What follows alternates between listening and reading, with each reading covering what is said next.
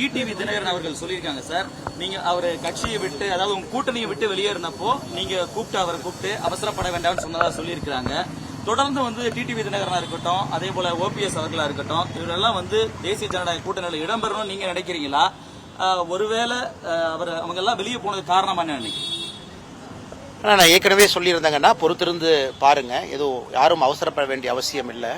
அண்ணன் டிடி அவர்களாக இருக்கட்டும், அண்ணன் ஓபிஎஸ் அவர்களாக இருக்கட்டும், ஏற்கனவே சொன்னதுதான் மூத்த தலைவர்கள். இன்னைக்கு அண்ணன் டிடி அவர்களும் கூட ஒரு பத்திரிகையாளர் சந்திப்பு நடத்தியிருக்கிறாங்க. மாநில தலைவர் நயினார் நாகேந்திரன் பேசியிருக்கிறாங்க. இன்னைக்கு கோயம்புத்தூர்ல மாவட்ட தலைவர்கள் மீட்டிங் நடந்துட்டு இருக்கு, அங்க பேசியிருக்காங்க. அதனால என்னுடைய அன்பான வேண்டுகோள் என்னன்னாங்கன்னா, இன்னைக்கு நோக்கம் என்ன, 2026 திராவிட முன்னேற்ற கழகத்தினுடைய ஆட்சி தமிழகத்திலிருந்து மாறணும், அதான் நோக்கம். அதனால வார்த்தை போர் எங்கேயும் கொண்டு போய் யாரையும் விட போவது கிடையாது. அது ஒரு இடத்துல போய் தான் நிறுத்துங்கன்னா. அதனால இன்னைக்கு நம்முடைய தேவை என்னன்னா ரீஅசஸ்மெண்ட். நம்ம எல்லாருமே ஒரு கூட்டணியில் இருக்கிறோம். பாரதிய ஜனதா கட்சி 2024 நாம் அமைத்த கூட்டணி, அது எல்லோரும் வந்திருந்தார்கள் ஒருமித்த கருத்தோடு. அதனால் கொஞ்சம் பொறுமையாக இருக்க வேண்டும் என்பது மட்டும்தான் என்னுடைய வேண்டுகோள் ஒரு பாரதிய ஜனதா கட்சியினுடைய தொண்டனா.